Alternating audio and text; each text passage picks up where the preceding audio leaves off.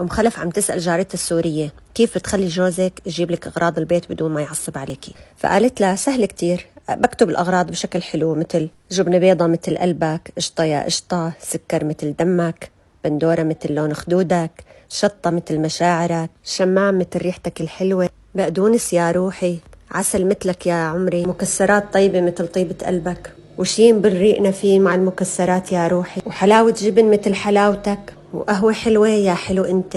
واذا كان مالي خلاق على الطبخ بقول له حابة اطلع انا وياك مشوار نسترجع فيه ذكرياتنا الحلوة، فبقول لي هو على اي مطعم بدك نروح، فانا بختار المطعم وبكون ارتحت من الطبخ. رجعت ام خلف على البيت وبدها تعمل مثل ما بتعمل جارتها السورية، وصارت تكتب له لأبو خلف بصل مثل ريحتك، كيس رز قد كرشك، بندورة مثل لون عيونك، بطاطا مثل خشمك، سيف للجلي مثل شعرك، باذنجان مثل سواد وشك، وبطيخة قد راسك. وزهقت من البيت بدي اطلع، تطلع روحك ان شاء الله.